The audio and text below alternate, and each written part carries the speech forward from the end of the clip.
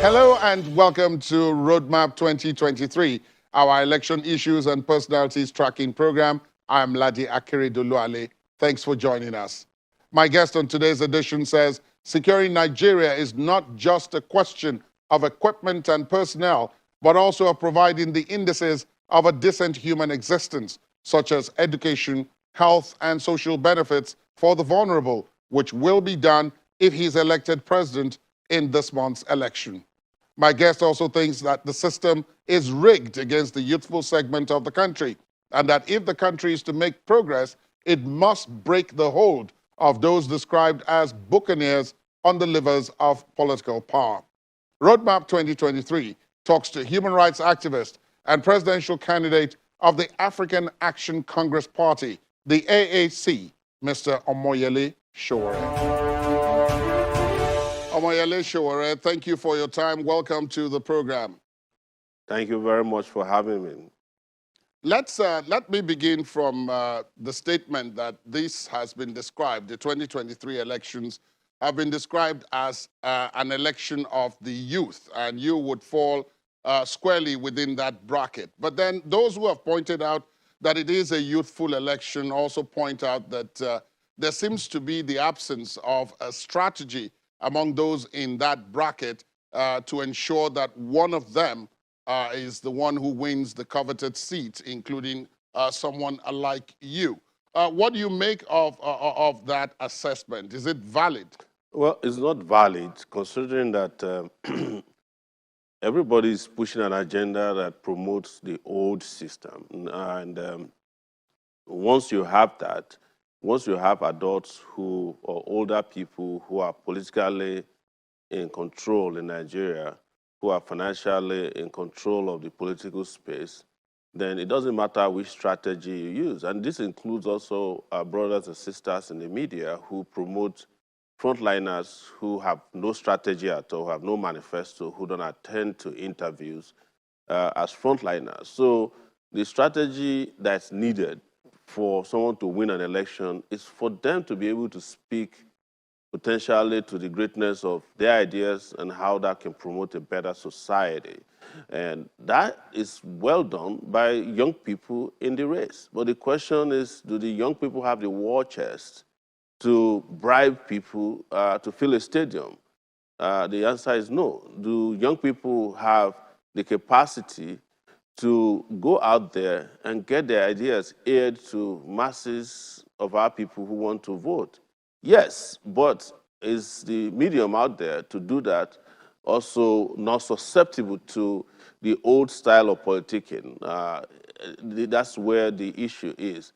But you need to have been at the NBA where all these younger candidates, I don't think there's anybody that can be called a youth, but youthful candidates, were speaking to the ideas about economic development, the rule of law in the country, administration of justice, and the issue of security. You'll be wowed. But it wasn't broadcast live, and I've not seen a snippet of it in any of the major media houses today. So in terms of strategy, we're good. You know, in fact, the strategies we have adopted in our own campaign in the African Action Congress is unheard of. You know, we have jettisoned those ideas that are no longer current in terms of how campaigning is done. We opted for town hall meetings. We're attending meetings with professionals all around the country. You know, we're speaking truth to power. We are discussing the ideas about how to increase electricity in the country, how to solve the security problem from the human security angle, from a development angle. We are talking about how to fund education in a way that every student in the country can get not only access to good education, but get quality education. Talking about healthcare that is driven by modern systems of treatment and care for people. We're talking about how to expand the agricultural space in such a way that Nigeria can live sustainably. We're talking about development goals that will make Nigeria become competitive within the international community.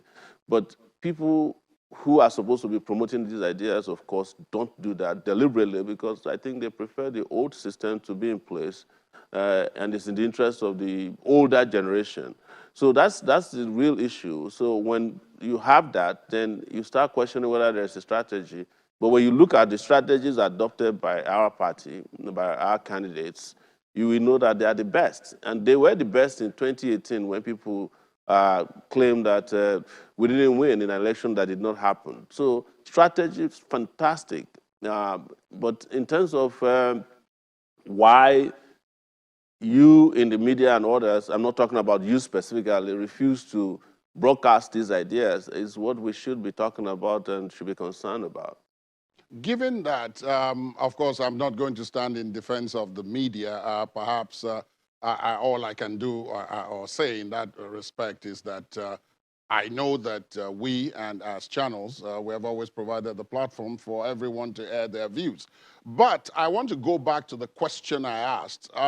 Whether or not you have a war chest or whether or not indeed the media has played a salutary role in the process or not, we have seen it elsewhere that when the young or the youthful, let me use your phrase, have come together, none of these barriers has presented them or has prevented them from actually putting in place something that they want.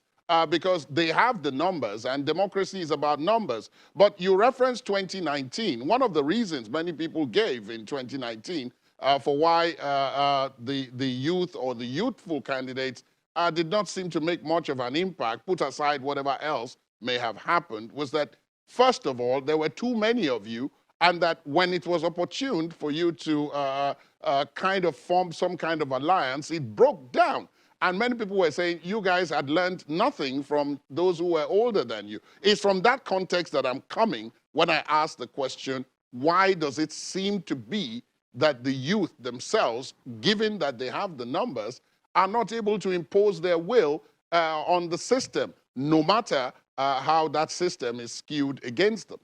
Well, when systems are skewed against you in a way that it bastardizes you with hunger, unemployment, it reduces your dignity to next to zero, and you now have elders who play divisive roles in the society and don't want young people to progress, as they've always done. When I was in primary school, elders came to us and said, "We are the leaders of tomorrow." But the elders in the country in their 80s, in their 90s, those who are politically connected or those who control the political levers as far as they are concerned, are still choosing leaders for the youth. Then you can understand an average young person in the US who has a job, who don't rely on giveaways, who don't rely on takeouts from politicians, has independence to make these decisions. But the young people in Nigeria have been targeted over time so that they won't have a voice. You look at the history of young people in Nigeria from even the 40s, 50s, 1950s, 1960s, they had independence because most of the young people in Nigeria that started the Nigerian youth movement could afford to go to school in the UK, complete their education mostly on scholarship from the Nigerian government, come back and take political decisions for the country. That is why Nahuru at the age of 30 was able to move the motion for independence of Nigeria. But here we are, that the barriers are not just one, they are psychological, they are physical, they are economic. So at the end, it's easy for you to get an influencer, for example, on Twitter, who is a young person, who understands that this country can never move in the right direction with the kind of politics that those older candidates are playing. But they will fall for it because that's their means of livelihood. They have to put aside principles. In those days, people don't have to put aside principles. And I want to go to 2019. The people that you are referring to in 2019 who met and said, "Oh, we should choose a candidate," ask yourself, where are they today? I'm the only person standing from that team. And the moment we met for the first time, and that was the only meeting I went to, and they were saying that it's the elders that said they should choose a youth for them that they can work with. That was the day I left the meeting. And this happened at Charlie Boy's house. They said to my face that the elders in the country don't want an aggressive youth to be a candidate. They want somebody they can work with. And I said, no, it's the youth that should choose their candidates, and the others will accept it. So, and I've said this before, and that is why I'm still sitting here today, because I never compromised my standard, my position at that time. You know all the young people that ran in 2014, 2019. Ask yourself, where are they today? The only person that tried to come back, who is younger, was Kingsley Moghalu. They took him to Abeokuta in Obasanjo's hotel and ridiculed him. Because why? They know that if he came out, probably he will not step down for the candidates they want, and they don't want a radical person. I'm just saying that so that you can understand the context under which young people's decisions are not making it to the mainstream. All these obstacles we are talking about don't exist elsewhere. It doesn't exist in America. Young people can decide for themselves because they have jobs, they have homes, they have cars, when they want to drive them. They don't have to go and beg some elder to give them money. They don't even beg their parents for money after they are 18 years old, mostly. So if you go to South Africa, where young people have independence because you don't have police always shooting at them when they want to meet. That's why you see a Julius Malema in South Africa who can go to the parliament, confront the president of the country, actually kick him out of power, and still go home and sleep. You cannot insult, according to Nigeria's terminology. You can't talk to the president of Nigeria and go back home alive. I was charged after 2019 election, I was charged for insulting the president. And I spent 5 months in detention and 3 years in restriction here in Abuja. Those are the kind of obstacles we face as young people in the country, and people must live with that reality. But should we not also blame the young people who keep falling for the tricks of these older persons who don't want them to progress? Of course, we blame them too, because they don't need to beg them to liberate themselves. That's why our party provides that platform for total liberation.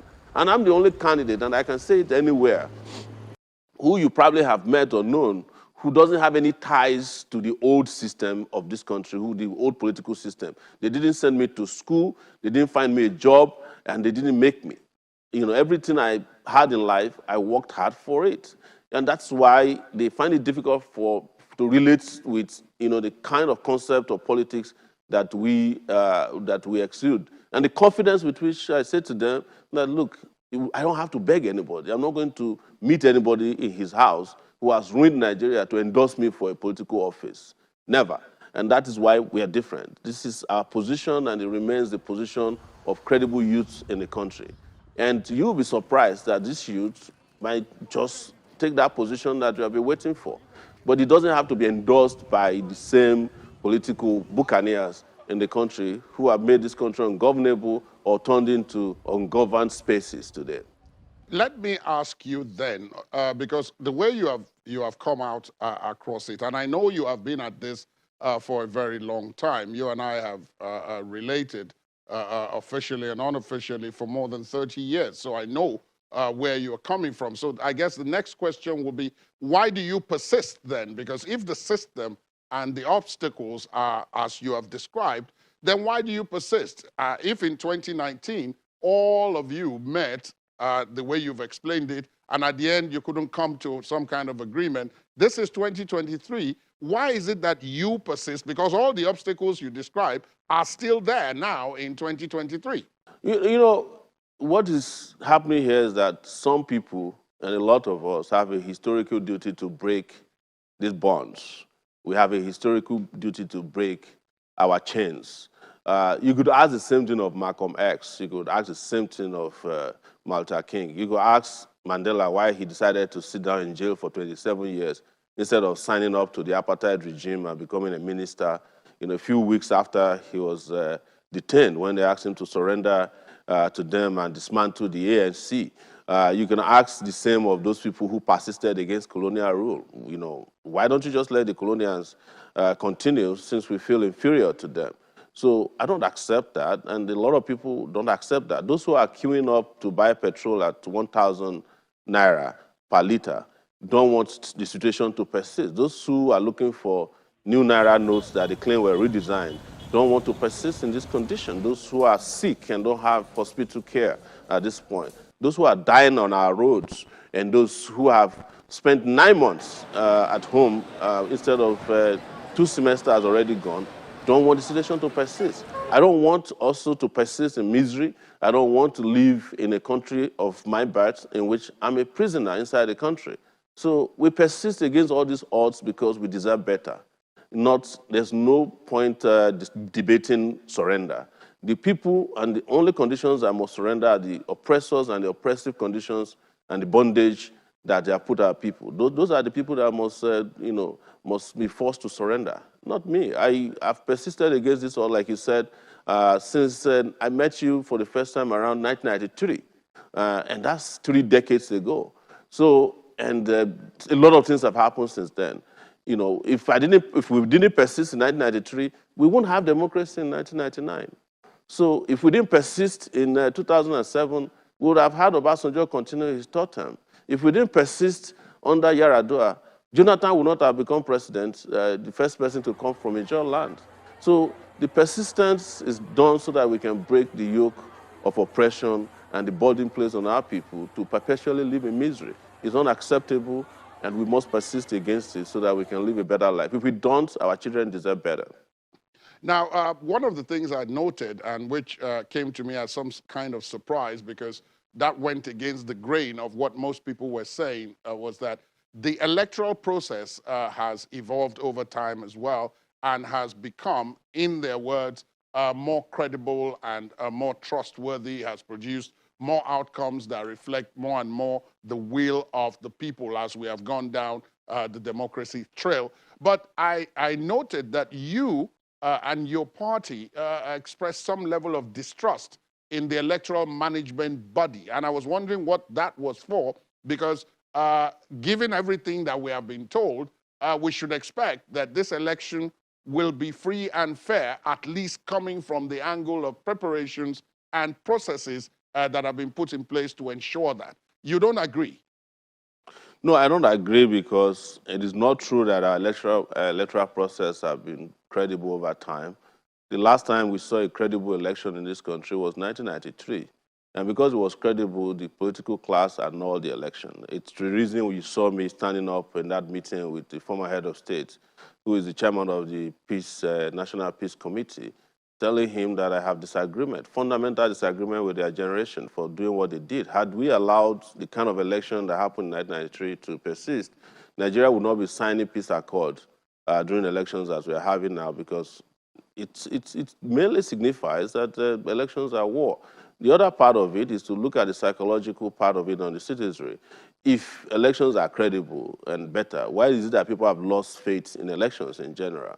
What has happened is that the political class have perfected a way of making it look as if elections are credible. If elections are credible, there wouldn't have been a Yar'Adua, Musa Yar'Adua, who came and said, well, I won the election, but the elections weren't credible. If elections were credible, you won't have a governor, a sitting governor in Imo State, who didn't participate in an election, who is now a governor of a state. If you think elections are credible, what do you say about Osun State, where they introduced beavers, and from one machine, according to a tribunal, this is not my position, 2 beavers reports emerged at the tribunal, and that election has been annulled now. The same thing happened in Ekiti. If elections were credible and free and fair, why is it that we haven't been able to have people vote in a way that politicians will not be hanging around the corner in polling units and bribing people? Those are not credible elections. And the 2019 election wasn't credible. It wasn't even an election. That's what I said to people, and I've always said, even when I was in detention and being interrogated by the DSS, that the election did not happen in 2019. And what happened is that they allocated votes. So, Buhari got the highest vote allocated to him, and they allocated the rest to the rest of us. What we are calling for is free, fair, and credible elections. Nobody could claim that the elections in 2019 were credible, not even the international observers who come around, who mostly would even lie about that, because they are more interested in a Nigeria that's peaceful and can get their oil from, not the one that is making progress. If elections were credible, why is it that democracy is not giving dividends to our people? So why, if elections are credible, why do you need to populate the electoral body with members of the political party that is running the country? Card-carrying members of APC, federal commissioners in the system. So our party is just telling you the truth. In fact, I said, I'd spoken about beavers before Osun happened. And I spoke about beavers in Ibadan before on a radio program, that people should not get carried away, because every election season, they will come with an electoral act, solid electoral act. Everybody will be praising it. and or they will come with a piece of machine. This today was a card reader, and the card reader never really worked. And then you bought a bimodal machine, you call it beavers. Bimodal means that, it has one hardware and, one hardware and one software. That is what bimodal means. It's averagely, like your tablet, but that doesn't have more than one application. So it needs to connect to the internet. You can be manipulated to produce the results you want. In transmitting results, we are transmitting results that have been written and signed by a polling unit supervisor. So what is credible there? Let's just be honest. If you want credible elections, why don't we use technology that allow you to stay in your house, and vote? And the results will come out immediately. And if you don't have a way of checking or knowing if the voter is credible, you can always use the footprints left by the computer. If you can carry out transactions on your phone to send huge amount of money, why can't you vote once in 4 years with your devices after having received a special code to vote? And that's they're doing in Brazil, in India. So, but we will never do those things because we don't want credible elections. Why do I have to travel to my village to go and vote, when I can do it in my house? In which case, you eliminate the polling units, you eliminate vote rigging, you eliminate all these people that are buying votes, because beavers cannot detect vote buyers. And the EFCC don't have the capacity to even go beyond Abuja to detect vote buyers. And even where they have the capacity, they have their allegiances. That's the truth. They work for the ruling party. They are the ones who nominated them into these positions. I'm not saying they are not trying in some cases, but you can see that progressively, the political class has figured out how to make election not credible, but make it sound or look like it is credible. So where does that leave everyone? Because my next question was going to be something you spoke about in passing a bit earlier, when you talked about, the redesigning of the Naira. I wanted to add the issue of withdrawal limits that were to be introduced. And there were quite a number of people who said, again, these were measures to mop up money in circulation, which quite a lot of people alluded to in saying that they were preparing, or that some of those you have described as buccaneers were preparing to use for the purposes of vote buying and selling during the elections, to mop those monies out of the system. But you don't seem to think that the redesigning, or indeed the cash withdrawal limits, will achieve those purposes, going by what you have written and what you have said. Brother, I would have believed you if they redesigned the dollar, right? Why? Because our politicians don't spend Naira.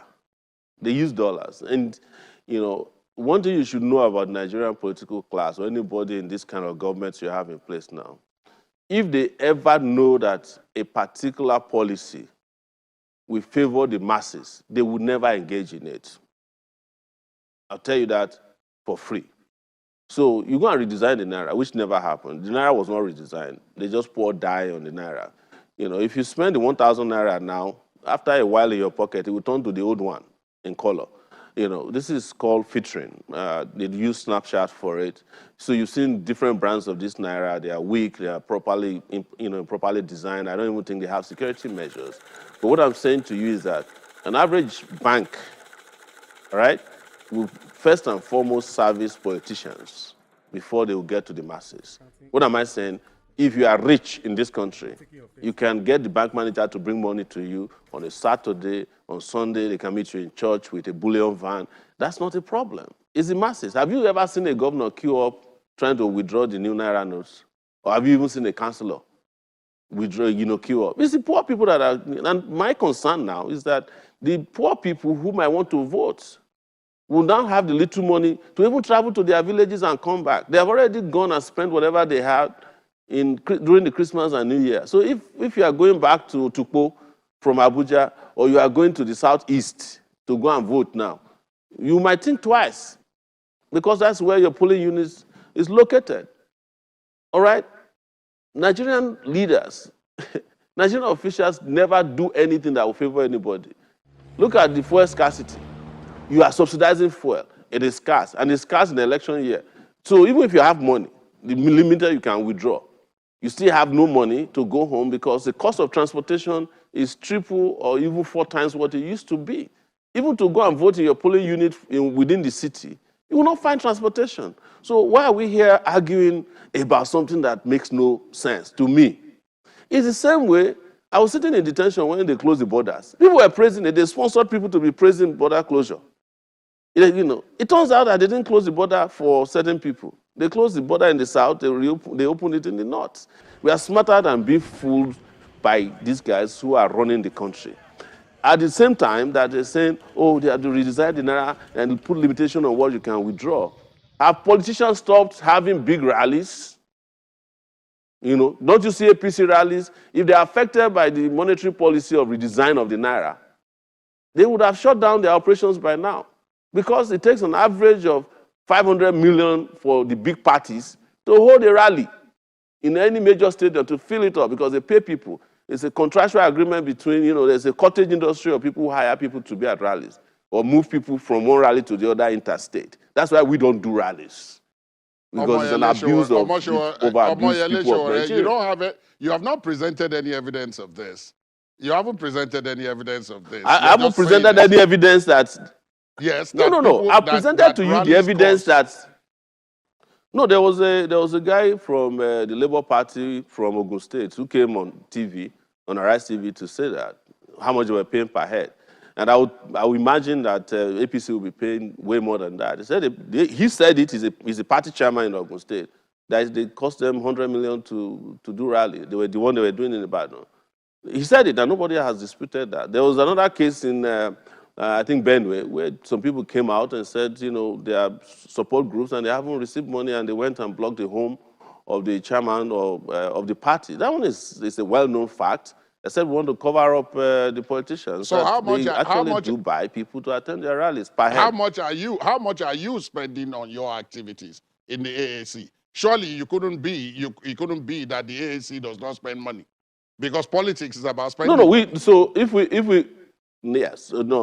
That's transparent. For instance, just to make it easy for you, every month I post on my pages and party pages how much we spend on activities to run the party. That's easy for you to find out. I've been posting it since June, but the media ignores it anyway because it's not salacious. Now, are you funding the activities of the AAC? How are you spending money? I know you've said you put it. Yeah. Please go on. Crowdfunding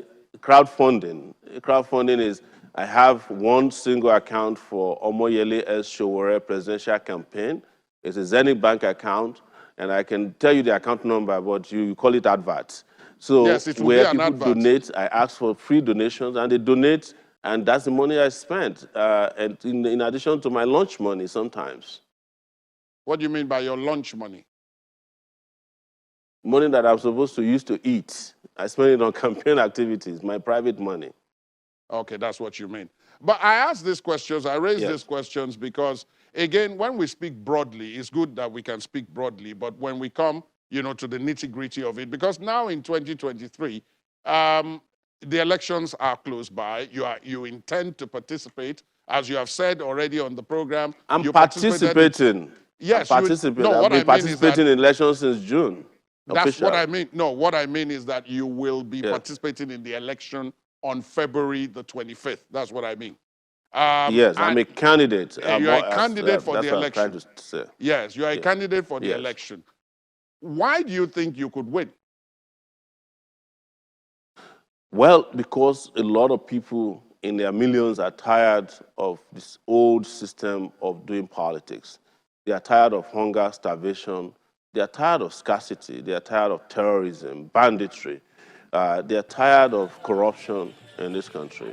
And they've indicated that they want to turn things around. And I have presented myself to do so. And I have made very powerful arguments wherever I've been given the opportunity. And I thank you for the opportunity we have today.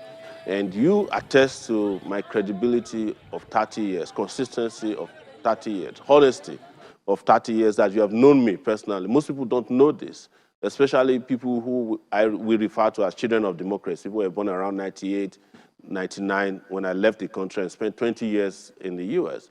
So all these people want a brand new leader. They don't want the same people who were governors for 8 years and ruined their states. They don't want people who had never stood up for anything, who can stand up for them. I've been standing up for the Nigerian people for most of my life, and I've never been remunerated for it, and I'm not looking for remuneration. I just want to keep doing what I know how to do best, which is stand up for people who are vulnerable in our society. And those who may not be vulnerable, but deserve a better place to live. Not everybody wants to leave Nigeria. Some people want to stay, and there are so many who have left, who have discovered that the grass is not as green as you thought on the other side of the aisle. So I'm standing up for them, and I believe, having been made, given the opportunity to present myself, that Nigerians can see transparently through me and vote for a leader that can stand up and work for them, a leader that is capable, a leader that has integrity, a leader that believes in progress and prosperity for the country, a leader that has ideas and is able to present and share it to millions of our people. That is why I don't even think I would win. I know I will win, because that's what would be a win-win for the Nigerian people. And I believe that they will take that decision sooner than later. That's why I said at that National Peace event that very soon these tables will turn. Indeed, but again, I have two questions, but let me ask the first one. In 2019, on this same platform, you told me that you believed that you would win. As it turns out, you didn't. And you have said why you I didn't, because there was no election. That's what I'm referring to. You said there was no election, but the point was that the election took place, results were declared, you didn't win. What makes you think this time will be different? Because I have made that point just in the last question, that more and more people whose eyes weren't open to the ideas I was pushing on your show. If you listen to that show very well in 2019, which I'm sure you've probably watched again, you know, I was pushing the idea of renewable energy, which has now become mainstream. I was pushing the idea of free education, and people now realize that you need it. I was pushing the idea of minimum wage of 100,000. People were saying at that time that it will cause inflation. Inflation is now at 17% or more. That's depending on who you're listening to. No minimum wage is causing it.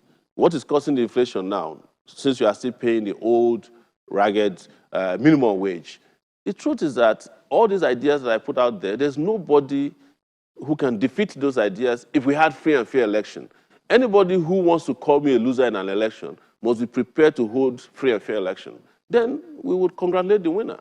But don't go and hold a shambolic election, allocate votes to people, and start blackmailing those who disagree with you that the election didn't hold, that they are sore losers. No, that's not how elections are conducted. Now, and that's why I think it's an unfair question to ask why I'm saying that there was no election, because most of you actually know the truth, that the election in 2019 did not have, it wasn't a credible, it wasn't a free and fair election. That's why they had to run to court. Debatable. That is extremely debatable. I don't know that it was not free. The fact that it's debatable at all, we should be having elections in which we have no debates about. The credibility of elections should not be debatable. It should not be something subjected to a debate. It should happen, and we should be all agreeable with it, because the transparency of election is the most important currency in an election. People went to court in the aftermath of that election, and the courts declared that the election was valid, it was free, and it was fair. Remember that. How do you win elections if you don't make alliances with other people, even if they are of like minds, and that sometimes you do things of convenience in order to secure power to help the people that you're so anxious to help?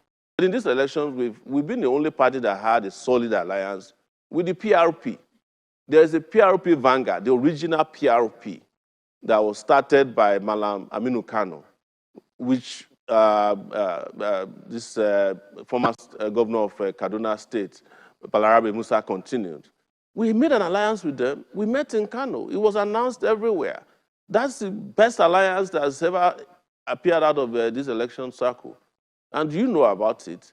So those are the kind of alliance we make. The alliance with pro-people organized parties and organizations. But the most important alliance in this election is the alliance of the oppressed. And we are allied with the oppressed, in their daily suffering, misery, thinking, and their desire to liberate themselves. There's no other party that has made an open alliance so far.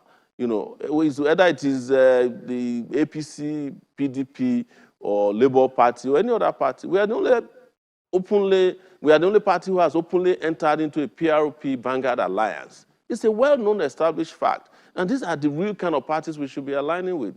Let me ask you a bit in more detail. You referenced it when you were talking about some of the things you told me in 2019, which have now become mainstream. For example, the issue of clean energy, Yes. the issue of minimum wage, and so on. What ideas, because there are some issues that have since, between 2019 and now, become very, very important, more important, if you like. Things like the debt burden, what you referenced earlier on, fuel subsidy, unemployment is at an all-time high, even by the statistics given by the authorities themselves. So, I mean, if we take these three, what specific things would you recommend or would you be implementing were you to be elected president? When I'm elected president, with regards to debt, I will pause the repayment of debt. That is holding us back and engage in what I call debt audit. What we do is to look at the debt holistically, know who we are owing, how much we are owing, what is the interest rate on these debts, who and where did we get the debt from? Because what we found out with regards to debt when Obasanjo started his debt repayment process was that most of the debts that they claim we owed or monies we borrowed, we never borrowed. In fact, that was what led Buhari to be paying state governments and local governments back the repayment of debts that were illegally deducted from their allocations. Those have now become another source of corruption, but that's a discussion for another day. With regards to subsidy, I have said it and I will repeat it that there's no subsidy in Nigeria. What is happening is the rich subsidizing their lifestyles through corruption. We know that first, the customs said openly, this is an open admission by the customs, that Nigeria is not consuming 60 million liters of fuel on a daily basis. So where do the NNPC or whomever is in charge of importing fuel getting it from? The second aspect of it is to make the refineries at home work. We have 4 refineries that should be working. Even if those refineries don't produce entirely everything we can consume, the only thing we then need to consume or import are just a few liters to augment whatever is needed. That has been established, that we are not importing as much as they are claiming. And secondly, if we make our refineries work, even if you are saving 10 naira, according to what a friend of mine, Zaka, said yesterday, who is a development expert in the petroleum sector, that if you are producing locally, we'll save 10 naira. You multiply 10 naira by 60 million. That's how much you'll be saving per day. That's not a bad idea. And look at it. You say you can't repair your refineries. It's a bad idea for government to be doing business, to be involved in business. But the government that hates business or should not be in business can invest $2.8 billion in a private refinery in Lagos that is coming on stream very soon. So we keep deceiving ourselves that there's subsidy. What we are subsidizing is the responsibility on the part of those who are running all these agencies that are in charge of importing petrol. We are not importing fuel. We are importing petrol because fuel is way beyond petrol. And the subsidy on petrol is the only subsidized product. We are not subsidizing diesel. It's not available. We are not subsidizing kerosene. It's not available. You are not subsidizing Jet A1 fuel. It's not available. So you are not subsidizing even Vaseline. It's not available. What are we talking about? All these issues are just ways of muddling up issues so that we'll not be able to get to the bottom of the corruption that's destroyed this country. And that's what we are there to fix. When we come, we'll get rid of this personnel, these ideas and mentality that makes it comfortable for people to steal and keep stealing from the public and not get, not get fired for it or not get punished for it. I'm not coming as president to revenge against anyone, but I will ensure that anybody that's acted vengeance, in vengeance against Nigerian people will not get away with their loot. That I've always promised. With regards to employment, we have to invest in energy. Number one, that's the number one priority I have, is to turn on the electricity in the country so that a lot of people who may not want to work in government agencies will be able to do their own job. You'll be able to have the cost of production that will enable you to be competitive. This is simple economics and commerce. If you are producing something in China for 10 naira, you are better off because you have electricity than someone who's producing in Nigeria for 30 naira. By the time they use 10 naira to import it, they still make 10 naira. That is what is happening to Prince, Ankara. Very soon, China will be producing gari, and everybody will be in trouble because the cost of producing gari in Nigeria and the cost of them producing it is cheaper. They know how to use cheap labor. But what happens is that they take the product to their country, they reprocess it, and they have you buy it. We need to turn the country around in the area of manufacturing, industrialization. You cannot industrialize without electricity. Forget it. And then the investment that needs to be made in areas of human endeavor like medicine, healthcare, would employ a lot of people. We have already lost over 10,000 nurses, 8,000 doctors. If we employ them or employ over 160,000 nurses, that's the shortage we have, some 80,000 doctors, it will provide jobs. Teachers, those are jobs, and pay them minimum wage that I call living wage. By the time you do that, you invest in your country, you invest in education, healthcare, you will create jobs. The jobs that we talk about in other places are jobs that create value. And what is most important is to think about what is the knowledge economy out there that can be encouraged to come to Nigeria that will also create wealth. Wealth is no longer about, one company, like a Jakarta Steel company. People talk about Jakarta as if it's a one-size-fits-all this thing. But, what is it that you know about the world today? There are 10 most valuable companies in the world. No oil companies on there except Saudi Aramco.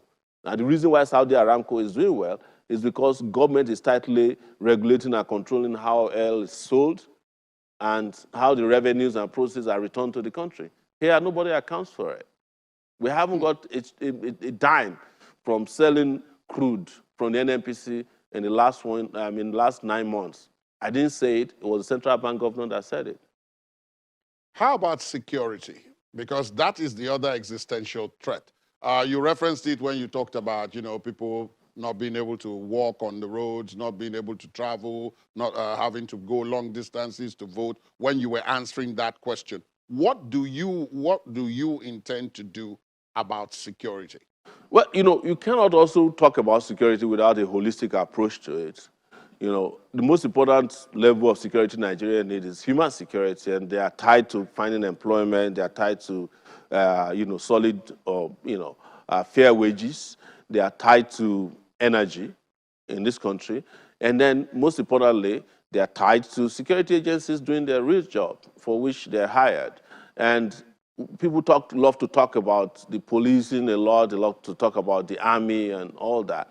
But nobody's talking about the commander-in-chief of the armed forces, who is practically away without official notice or leave. And that is very important in the hierarchy of security. The most important person is the commander-in-chief. The moment you lose that position or it's held by somebody who is incompetent, you can't get it right. So that is the way to look at security. But there's a lot of things that are also fundamental about security, and I talked about it yesterday at the NBA conference, which is that, is the Nigerian security system meant for the Nigerian people? Have they been attuned, accustomed, or acclimatized to the Nigerian people? The truth is that the Nigerian security system is meant to protect the rich and powerful. That's why instead of a security system that works for all, we have a police state who is going to kill you at the slightest provocation. There are more policemen guarding homes of people in Abuja, where I've lived for the last almost 4 years, than you have on the highway between Zamfara and Sokoto. I traveled between Zamfara and Sokoto in 2019. We only saw one police vehicle. But if you go to the southeast today, because the agitation there threatens the foundation of the owners of Nigeria and their wealth, what happens? You find soldiers every street, every corner. They have the best equipment. They have the best guns, trailed at people who are agitating for nationhood because they're tired of the way Nigeria has run their lives down. I'm not supporting the breakup of Nigeria, but I'm just saying that when you touch their means of livelihood, you will see police, you will see soldiers. That's what they did to Ken Saro-Wiwa when they touched the anointing oil, crude oil. So to do all this, there must be a holistic approach. We must improve the life of our people. We must invest in education, invest in electricity, energy. You must invest in people so that they don't turn to crime. Because when you look at Nigeria in 2019, it's more secure than it is in 2023. Almost every part of the country, all the 6 regions have huge ungoverned spaces. And that also concerns me about election. How are you going to have elections in places where they are burning INEC offices? Where is the confidence level in INEC in those places? How do you have elections in areas occupied by Boko Haram, occupied by bandits, areas occupied by kidnappers? So that's an issue to be addressed. But I'm just giving a general overview of our security situation. But the solution to it is to also have a holistic solution to security problems ranging from human security, social security for workers, and then cyber security as well. Because when people talk about security, they don't talk about technology in Nigeria. They just talk generally as if every security problem will be solved by carrying an AK-47. In the future, the nature of security will likely be on the internet. It will be cyberspace based, and nobody's thinking about that. Nobody's thinking about the information wars that will be propelled by cybersecurity, or that when we rely more and more on computers, it would be the control of our electricity sources, water sources, and if they are hacked into, you won't get water, you won't get electricity, it will disrupt your flights, and because our lives depend more and more on artificial intelligence. So these are things that people don't talk about that I will get involved with from day one when I become the president of Nigeria in 2023, sir. Omoyele Sowore, it's been a pleasure, as always, to speak with you. Nice to see you once again, and best of luck in the elections coming. Thank you. Thank you very much. Have a nice day. That's our program today. We would, of course, like to hear from you on this conversation. Our social media handles are right there on your screen. You can also listen to this and previous episodes of the program via our podcast. Please visit our website, channelstv.com, to get started. I am Ladi Akeredoluale. Goodbye.